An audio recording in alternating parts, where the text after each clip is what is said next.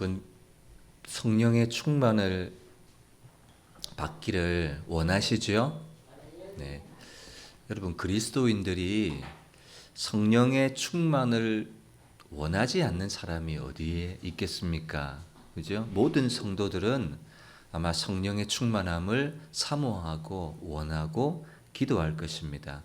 왜냐하면 여러분, 왜 성령의 충만과 성령의 기름 부으심을 우리가 원할까요? 그 성령이 가지고 있는 어떤 역할과 사역과 능력 때문이 아니겠습니까? 그죠? 성령은요, 참 다양한 사역, 그리고 역할, 그리고 믿는 성도들에게 주는 능력이 있습니다. 예를 들어 보겠습니다. 창세기 2장에 보면 흙으로 아담을 그 형체를 만든 다음에 그 코에 하나님의 생기, 성령, 바람, 루아흐, 하나님의 숨을 불어넣었어요. 그러니까 이 성령의 바람은 뭐예요? 생명을 주는 능력인 거죠. 그죠?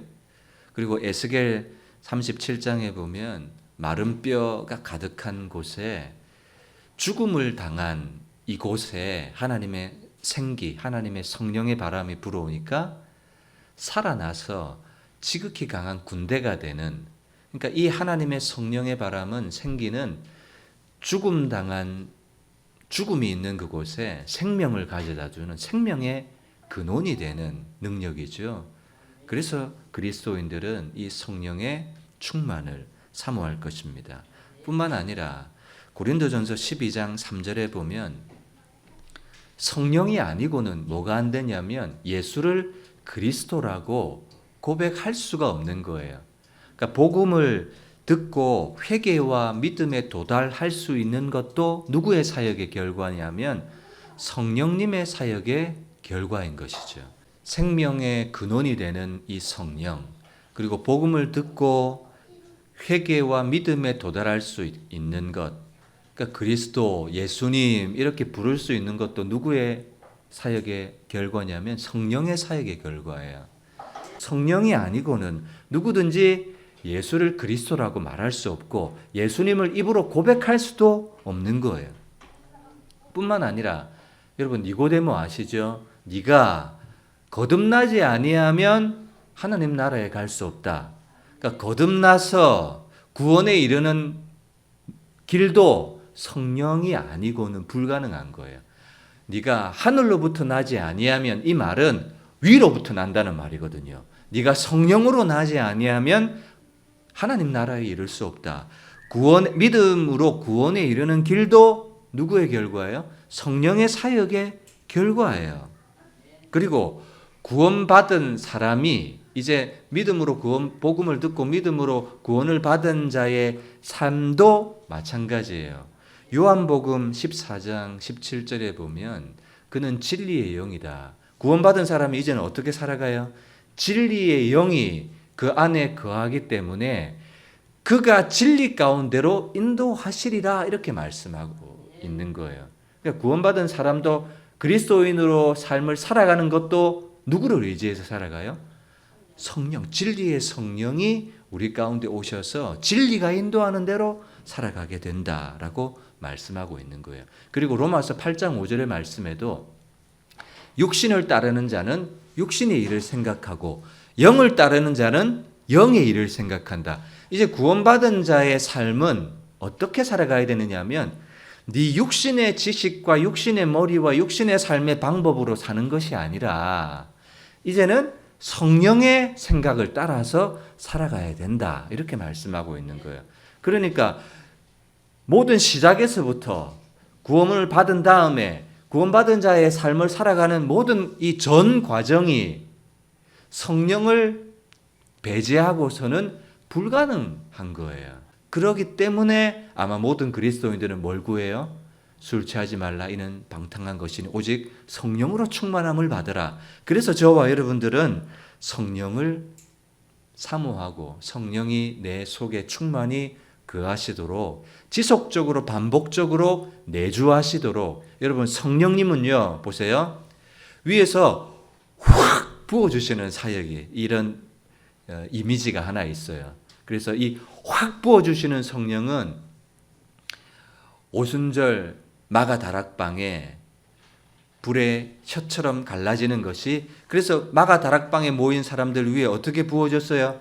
찔끔찔끔 쪼르륵 쪼르륵 부어주신 것이 아니라 그냥 댐이 그냥 터지듯이 그냥 확 부어지시는 성령, 이런 성령의 모습이 하나 있습니다. 그래서 부으시는 성령, 그런 이미지예요. 근데 또 하나는 뭔가 하면 내주하시는 성령이에요. 이 성령님은요, 그냥 확 부어주시지 않아요. 믿는 자들 속에 뭐 하세요? 있는 듯 없는 듯 내 안에 잠잠하게, 그리고 지속적으로 내주하시면서 거하시는 거예요. 그래서 내가 죄 가운데 내가 육신으로 살아갈 때마다 성령이 내 안에서 뭐 하세요? 말할 수 없는 탄식으로 내 안에 거하시는 성령께서 번뜩번뜩 생각나게 하시는 거예요. 성령께서 탄식하시는 모습을 내 안에서 깨닫게 하시는 거예요. 그것은 부어주시는 성령의 사역이 아니라 내 안에 내주하시는 성령의 사역이에요. 여러분, 사도행전의 말씀도 보아도요, 사도행전 10장 19절의 말씀을 보면 베드로가요, 로마 백부장 고넬료에게 복음을 전하라는 하나님의 음성을 들어요. 그런데 그 음성이 처음에는 환상으로 주어져요. 그래서 베드로가 기도하고 있는데 하늘에서 바구니가 달아 내려오는 거예요. 근데 그 바구니 안에는 부정한 짐승이 담겨져 있는 거예요. 음성이 들리기를 베드로야 잡아먹으라. 하나님, 이거 부정한 짐승인데 내가 어떻게 잡아먹어요? 그 사건이 3번이나 반복해서 일어나는 거예요. 근데 그 사건에 대해서 성령께서 베드로가 그 환상에 대하여 생각하고 있을 때 누가 깨닫게 해주세요? 성령께서 그에게 말씀해 주세요. 그 환상의 의미를 깨닫게 해주세요. 그래서 이방인 백부장 고넬료의 집에 복음을 전하러 가요. 그러니까 복음을 들을 수 있는 기회를 얻게 하는 것도 누가 하시는가? 성령이 하시는 거예요. 성령이. 그리고 사도행전 16장 6절에도 보면 이제 사도 바울이요, 아시아에 복음을 전하러 갈 계획을, 전략을 가지고 있어요. 그런데 누가 막느냐면 성령이 가로막아요. 성령이 아시아에 말씀을 전하지 못하게 하시거늘 그들이 이제 부르기아와 갈라디아 땅으로 다녀가 무시아 앞에 이르러 비두니아로 가고자 애쓰되 예수의 영이, 성령이 허락하지 않으시는 거예요. 그러니까 복음이 지역적으로 퍼져나가게 하는 이런 지역적 선택, 지역적에 대한 지역적 이 안보에 있어서도 누가 결정하시는 거예요? 성령이 하시는 거예요. 그래서 사도행전 오늘 우리가 읽었던 1장 8절의 말씀은요, 사도행전 전체의 구조를 결정하는 아주 중요한 말씀이기도 해요.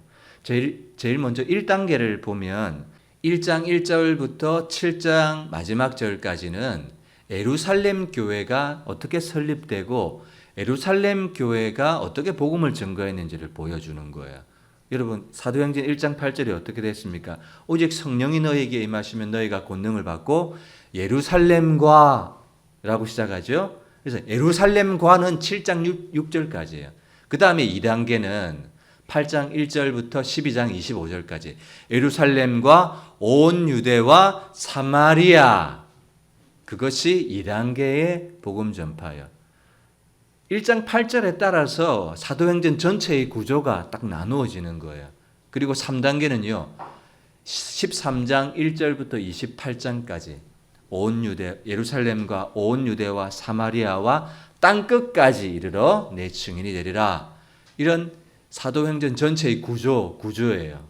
이런 3단계에 걸쳐서 복음이 전파되고 확장되는 모습을 보여주고 있습니다. 이것은 무슨 흐름이에요? 복음의 흐름이에요. 처음에는 제자들에게 복음이 이제 있다가 이 제자들이 흩어져 나가는 거예요. 흩어져 나가다가 지역에 각 교회를 세우고, 그리고 지역에 세워진 교회가 이제 유대인 중심의 교회였다가, 맞죠? 예루살렘 교회는 누구만 있었어요? 유대인들만 있었어요. 그런데 온 유대를 거쳐서 사마리아 지역으로 퍼져나가면서 이방인들도 복음을 듣기 시작하는 거예요. 그래서 최초의 선교의 전초 기지였던 안디옥 교회가 생겨나기 시작하는 거예요. 이 안디옥 교회는요, 최초로 해외에 복음을 전하는 이방인들에게 이방인 중심의 교회가 안디옥 교회입니다. 유대인 중심에서 이제는 안디옥 교회를 중심으로 해서 이방인들에게도 복음이 퍼져나가는, 지역적으로 확장되고 인종적으로도 복음이 확장되어져 가는 이런 복음의 방향성을 우리에게 보여주는 거예요. 그래서 복음이 가지고 있는 역동성, 복음이 가지고 있는 확장성을 사도행전은 우리에게 보여주고 있는 거예요. 예수님의 꿈, 하나님의 소원, 제가 말씀드렸죠. 첫 시간에 말씀드렸습니다. 여러분, 하나님의 꿈을 이루는 도구가 뭘까요? 하나님의 꿈은 뭡니까? 마태복음 28장에서 우리가 보았죠. 너희는 가서 모든 민족으로 제자를 삼아 아버지와 아들과 성령의 이름으로 침례를 베풀고 내가 너희에게 가르친 모든 것을 그들에게 가르치게 해라 라는 것. 그리고 사도행전 1장 8절의 말씀도 똑같아요. 땅끝까지 이르러 내 증인이 되라. 하나님 나라를 확장시키는 것, 그죠? 교회를 통해서 일그러지고 깨어진 세상을 충만하게 하는 것, 그것이 하나님의 꿈이고 예수님의 소원이에요. 이런 하나님의 꿈을 어떻게 실현시키는가? 실현시키는 도구가 있다면 뭘까요? 첫 번째는 기도입니다. 기도가 아니면 하나님의 꿈을 이룰 수 있는 방법이 없어요. 하나님의 꿈인데 내가 가지고 있는 도구로 이룰 수 있어요, 없어요? 없어요. 내가 가진 자원으로는 하나님의 꿈을 못 이룬다고요. 그러니까 하나님의 꿈을 이루러 나가기 전에 실력을 쌓아라, 능력을 갖추어라. 그것이 아니라 예루살렘을 떠나지 말고 아버지께서 약속하신 것을 기다리라 한 이유는 세상 나라를, 사탄이 다스리고 있는 이 나라를 하나님의 나라로 바꾸는 것은 인력으로 불가능하기 때문에 오직 성령으로만 되기 때문에 예루살렘을 떠나지 말고 성령의 충만함을 받으라, 이렇게 말씀하셨잖아요. 그래서 하나님의 꿈을 이루는 도구는 첫 번째 기도고요, 두 번째는 성령이에요. 그리고 굳이 세 번째가 있다면 교회예요. 교회. 믿는 사람들. 믿는 사람들을 통해서 이 믿는 사람들이 하나님 앞에 기도함으로, 그리고 성령의 충만함을 받음으로 이루어지는 거예요. 반복합니다. 하나님의 꿈을 이루는 도구가 있다면 사도행전에서는 세 가지를 가르칩니다. 첫 번째는 뭡니까? 기도. 두 번째는 뭐예요? 성령. 세 번째는 뭐예요? 교회. 교회는요, 믿는 사람들이에요. 믿는 사람들. 그러니까 믿는 사람들, 교회가 뭐 하는 거예요?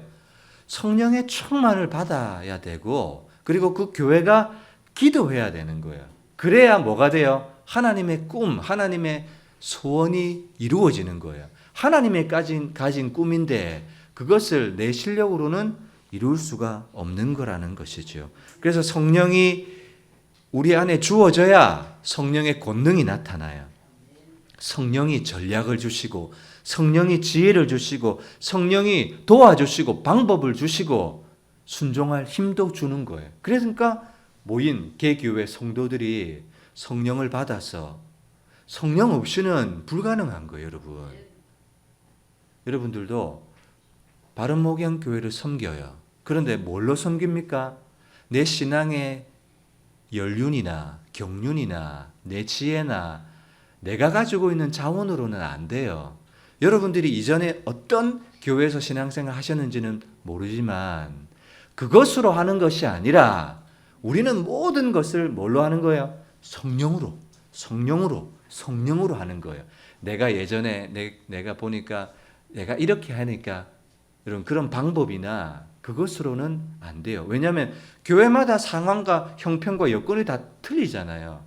그런데 내가 가지고 있었던 방법을 똑같이 쓰면 안 되는 거예요. 성령이 그때그때 주시는 지혜, 성령이 그때그때 주시는 도움, 성령이 그때그때 주시는 인도함을 받아야 되는 것이에요. 그러니까 여러분들도 바른목양교회를 섬길 때 교회 일원으로 교회로서 예수님의 머리에 붙어있는 지체로 나아가실 때 어떻게 내가 교회 될 수 있느냐 하면 성령의 임재, 성령의 기름 부음, 오직 성령이 너에게 임해야 내가 교회로 그 기능과 역할을 감당할 수 있다는 사실, 여러분 꼭 기억하셨으면 좋겠습니다.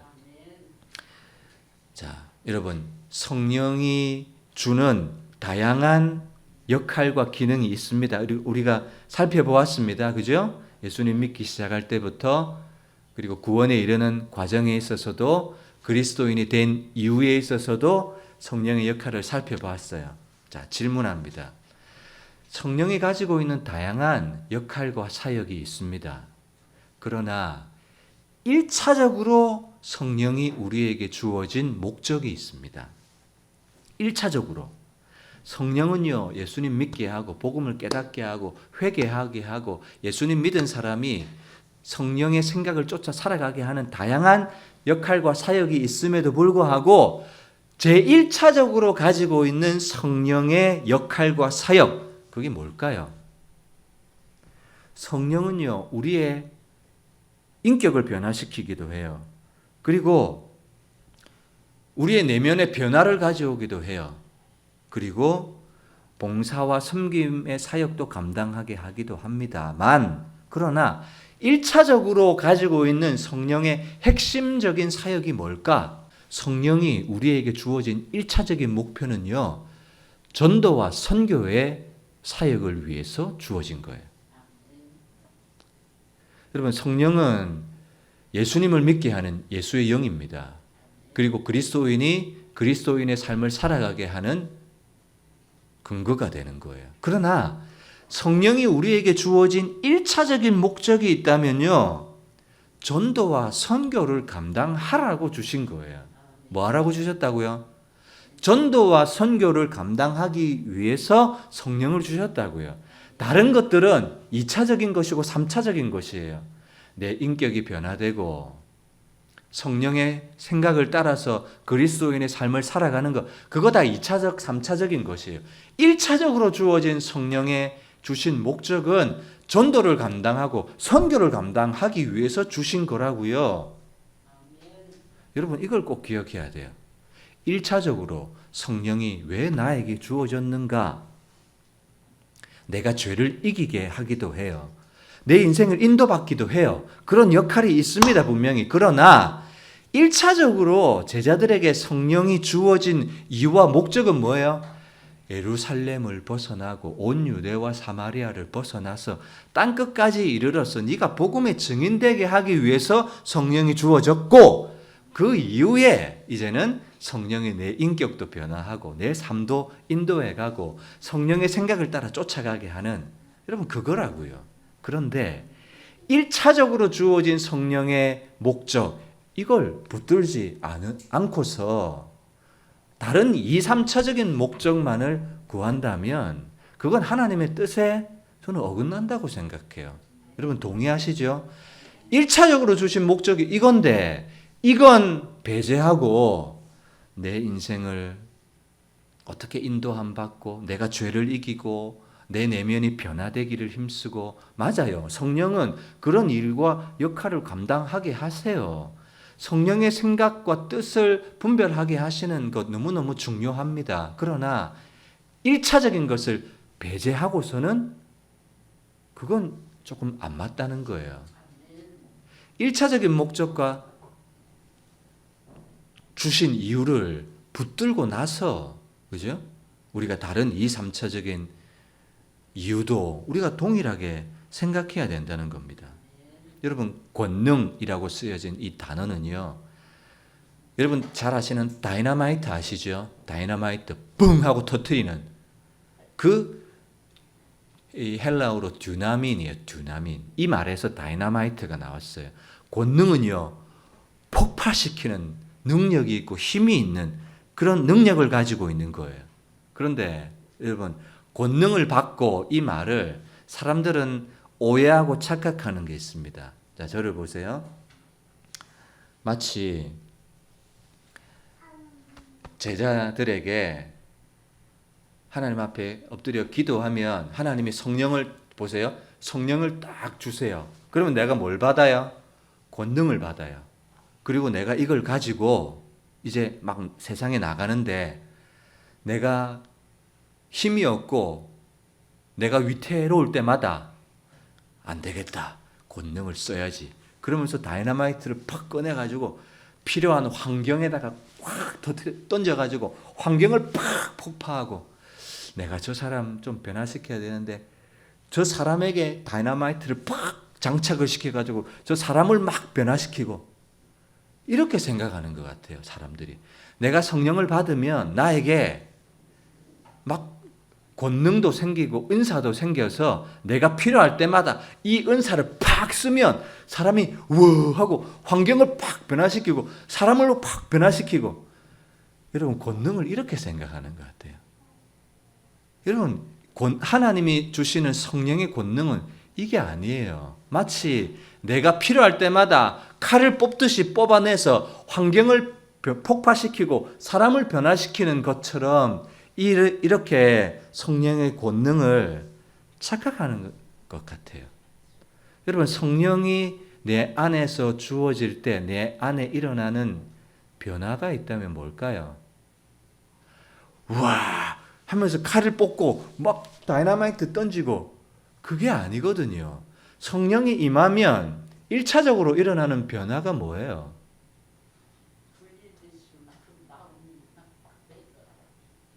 내 안에 막 흘러넘치는 그거예요. 여러분, 베드로는요, 성령 받기 이전에 베드로는 뭐 했어요? 예수님, 절대로 부인하지 않겠습니다. 모든 제자는 버릴지라도 막 자기 힘이 있고 의지가 있고 열정이 있었어요. 근데 성령 받고 난 이후에 베드로는 어땠습니까? 예수님, 내가 할 수 있습니다. 예수님, 내가 할 수 있습니다. 이게 아니었거든요. 성령 받은 베드로는 뭐예요? 나는 할 수 없습니다. 이거거든요. 성령 받은 베드로는 자기의 실력이나 자기의 능력을 의지할 수가 없는 거예요. 나는 죄인이구나. 나는 연약하구나. 내 힘으로는 안 되구나. 그러니까 성령이 내 안에 임하면요, 상황이나 환경이나 형편이나 현실을 바꾸는 것이 아니라 성령이 임한 사람은 뭘 바꿔요? 자신을 바꾸고 자신을 변화시켜요. 환경의 폭파나 사람의 폭파가 아니라 누구의 폭파예요? 내 자신의 폭파예요. 내 자기 자신이 자아가 부인되고 내 자신의 목적과 생각과 의도가 바뀌는 것이 그것을 자기 부인, 자기 죽음이라고 말하는 거예요. 여러분, 성령을 받으면요, 막 흥분해서 막 붕붕 뜨고 그것도 있습니다만 1차적으로 성령 받으면요, 자기가 부인되어져요. 그리고 예수님, 나는 할 수 없습니다. 성령이 아니고는 나는 아무것도 아닙니다. 그렇게 자기 부인이 일어나는 거예요. 그것이 성령 받은 사람의 특징이에요. 성령 받았는데 목이 뻣뻣해가지고, 여러분, 은사사역 하시는 분들 보세요. 겸손하거나 다른 사람을 인간적으로 대하거나 그런 사람 잘 찾아보기가 힘들어요. 은사사역 하면요, 대부분 뭐 하는 줄 아세요? 자기가 대단한 줄 알아요. 다른 사람 말 절대 안 들어요. 자기가 마치 하나님의 특별한 계시를 받은 것처럼 그렇게 생각해요. 여러분, 진정한 성령의 내주와 성령의 권능을 받은 사람들은 참 인격적이세요. 모든 사람을 인격적으로 대우해요. 교만하거나 절대 그러지 않아요. 왜냐하면 성령이 임하면 자기가 폭발하는 거예요. 자기 죽음이 일어나고 자기 부인이 일어나는 거예요. 그래서 자기 생각과 자기 방법대로 절대로 안 해요. 그것이 성령의 능력이지, 자기는 안 변하면서 뭘 환경을 바꿔요? 뭘 사람을 바꿔요? 꼭 기억하세요. 성령의 충만함을 받은 사람의 특징은 뭐예요? 자기 폭발하고요. 자기 폭발. 자기가 변하는 거예요. 자기 부인과 죽어짐이 먼저지 어떻게 사람을 변화시켜요?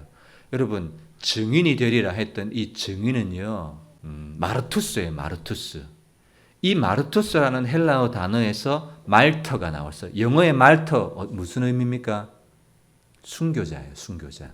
보세요. 성령 받음을요, 마치 칼을 뽑듯이 사용할 수 있는 카드를 받은 것처럼 생각한다면, 어떻게 성령 받은 제자들마다 제자들의 마지막이 다 어떤 결국을 맞았습니까? 다 순교했다고요. 어떻게 이런 일이 생깁니까? 성령을 받으면 환경을 바꾸고 자기를 죽이려고 하는 대상을 휩쓸어 버리고 그래야 되잖아요. 그런데 다 한결같이 다 순교했어요. 그 말은 성령 받은 사람들이 다 뭐 했어요? 자기를 변화시키고 자기를 부인하고 자기 폭발이 일어났던 결과에 다 증인으로서 순교한 삶을 살았거든요. 그렇기 때문에 권능 받는 것은 무슨 대단한 능력 받는 것이 아니라 사람을 바꾸고 형편이나 환경을 변화시키는 것이 아니라 자기를 부인하고 자기 십자가를 지고 자기를 깨뜨리는 거예요. 그런데 여러분 그리스도인들도 잘 보세요. 뭐가 없느냐 하면 변화가 안 돼요. 제일 힘든 것이요. 변화가 일어나지 않아요. 이거 왠 줄 아세요? 여러분 지난 시간에 제가 그런 말씀을 드렸죠. 하나님 나라를 회복하시면 이때니까. 예수님은 지금 하나님의 꿈을 얘기하는데 제자들은 여전히 자기 꿈 얘기하고 있어요. 그럼 그것이 나빠서요 라고 했어요 제가? 아니죠. 그런 모습은 제자들이 나빠서가 아니라 못 배워서가 아니라 뭐라고 했습니까 제가? 나빠서가 아니라 성령 받지 못한 자의 한계예요. 한계. 변화가 일어나지 않아요.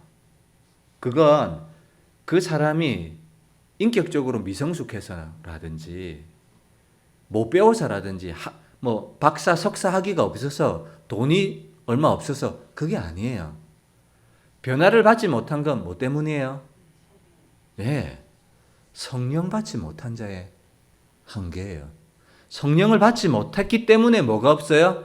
변화가 없는 거예요. 여러분, 변화는요, 내 스스로 일어날 수 있습니까? 아닙니다. 절대로 내 안에서 내 스스로 변화는 일어날 수가 없어요.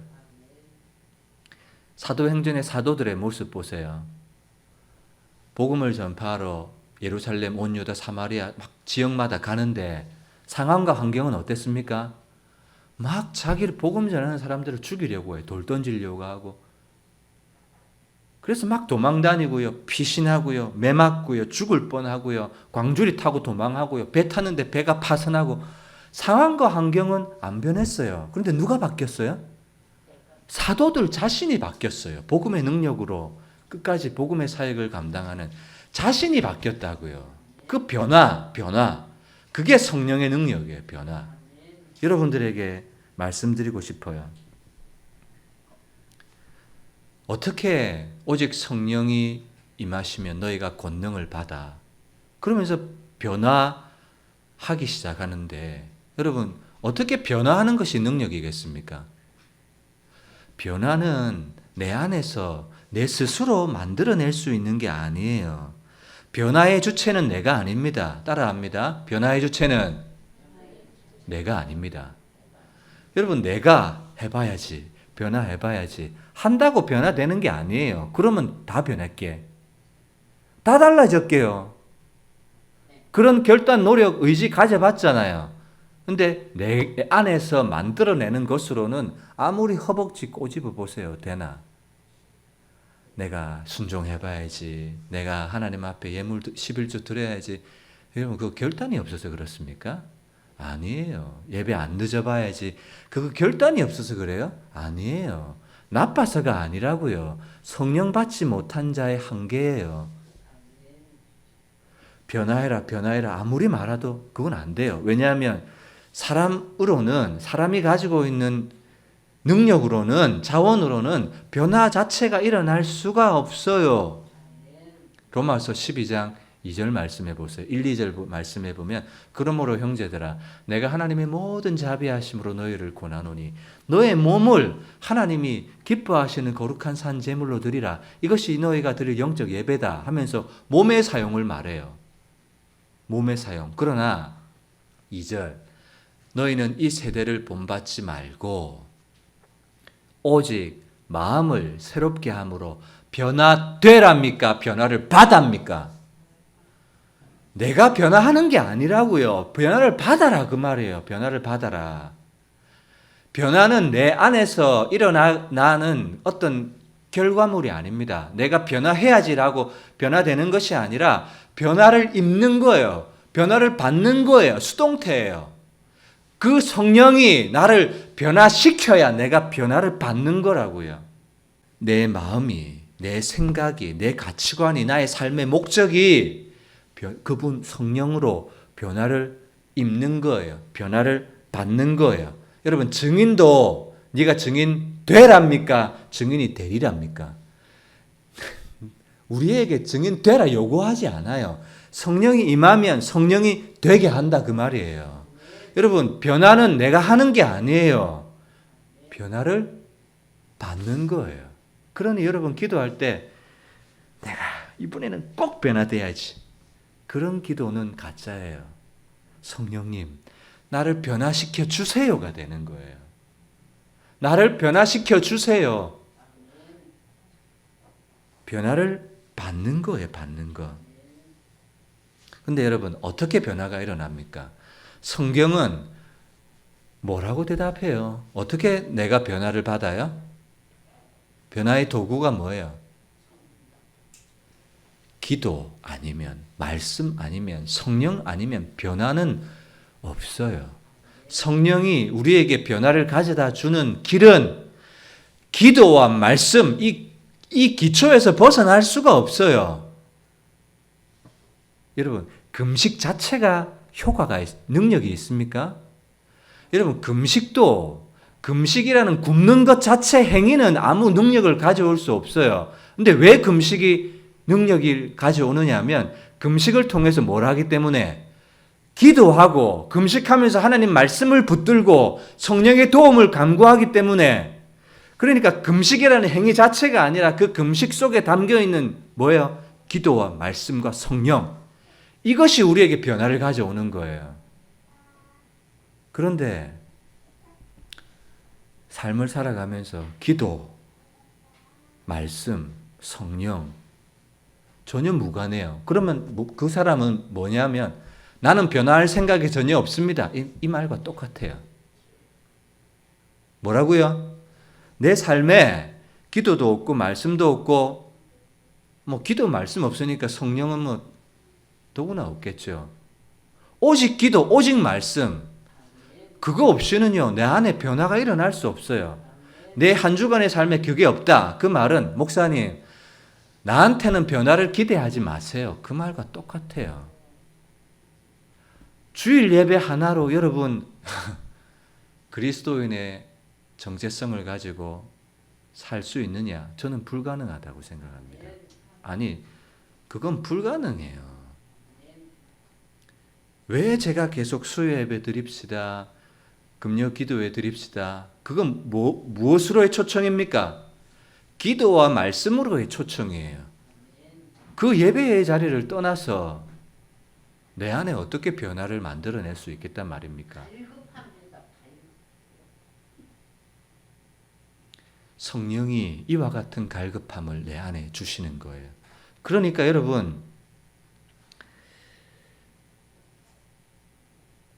말씀 잘하셨어요. 여러분 갈급한 심령을 내가 가졌어요. 그러면 성령께서 갈급한 심령 위에 다 성령을 부어주십니다. 네, 아멘입니다. 그러나 갈급하다고 해서 다 주시는 것은 아니에요. 이거 이해 잘하셔야 돼요. 내가 원하면 성령은, 갈급하면 성령은 내 안에 오세요. 그러나 원한다고 해서 다 주시는 건 아니에요.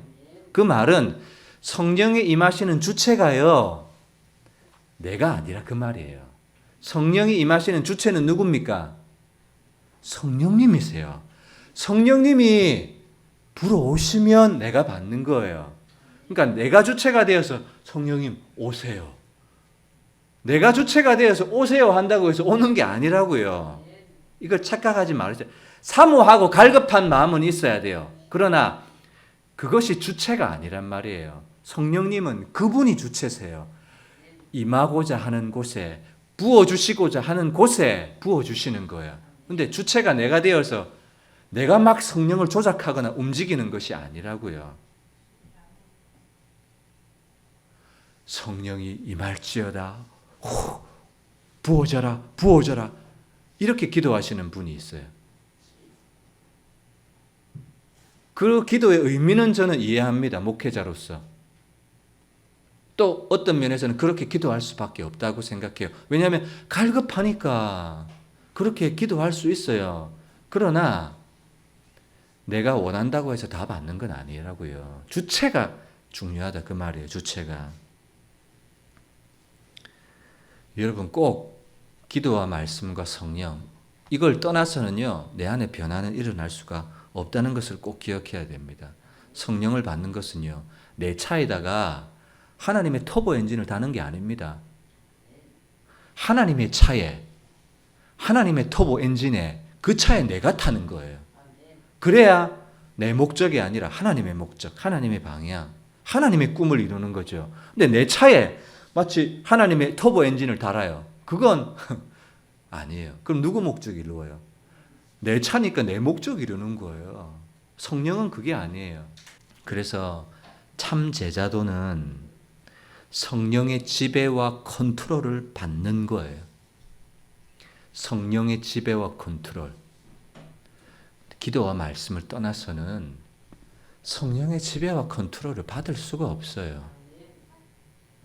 기도와 말씀을 떠나서는 내 머리로 사는 것밖에 안 돼요. 그러니까 변화가 일어나지 않는 거예요.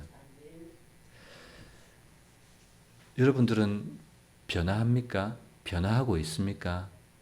우리 앞뒤 좌우 보시면서 한 번 더 인사합시다. 변해야 삽니다.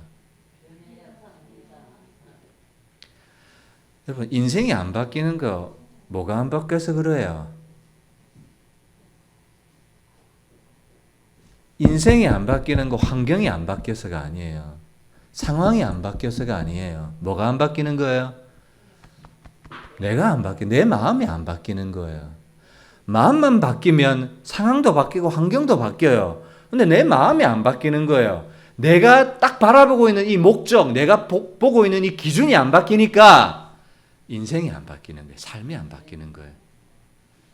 마음이 바뀌어요. 마음을 새롭게 함으로 변화를 받는 것이 먼저예요. 여러분, 하나님의 뜻 궁금하시죠? 마음 안 바뀌는 사람에게 하나님의 뜻 보여주실까요? 안 보여주실까요? 말씀에도 보세요. 이 세대를 본받지 말고 오직 마음을 새롭게 함으로 변화를 받아야 그 다음에야 하나님의 선하시고 기뻐하시고 온전하신 뜻이 무엇인지 분별이 돼요.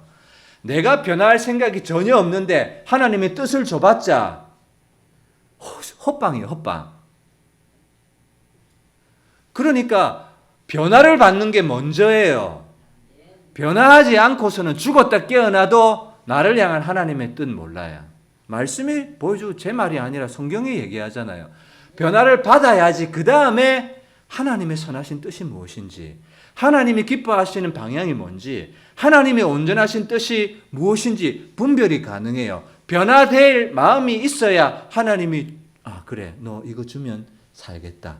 하나님의 말씀을 주니까 그 사람이 말씀에 순종함으로 그때서야 그 인생의 변화가 일어나는 거예요. 나는 안 변하는데 계속해서 상황이 바뀌고 사람이 바뀌면 내 조건이 바뀌면 내 인생이 달라지겠지. 여러분 제발요. 계속해서 길을 보여주잖아요. 강단에서는 하나님의 길을 보여주잖아요. 믿음의 길, 순종의 길, 네가 믿음으로 반응하는 길, 변화하는 길. 내가 안 바뀌고는요 인생이 안 바뀝니다. 성령은요 무슨 폭탄이나 그런 능력이 아닙니다. 환경 바뀌고 그게 아닙니다. 성령 받으면 오늘도 여러분 성령 구하실 텐데 성령을 받으면 내 인생을 확 바꿔버려야지. 환경 안 바뀌어요. 다른 사람 바꿔버려야지. 그게 아니에요. 여러분 제발요 자신을 변화시키세요. 말씀으로 자신의 삶을 변화시키세요. 그래야 뭐가 바뀌어요? 내가 바뀌어야 내 인생이 바뀌어요. 나는 안 바뀌는데 어떻게 인생을 바뀌고 사람을 바꾸어요? 제일 힘든 적은 자신이에요, 자신. 말씀으로 자기를 바꾸세요. 나를 안 바꾸면 아무도 못 바꿔요. 내가 안 바뀌면 아무것도 변하지 않아요.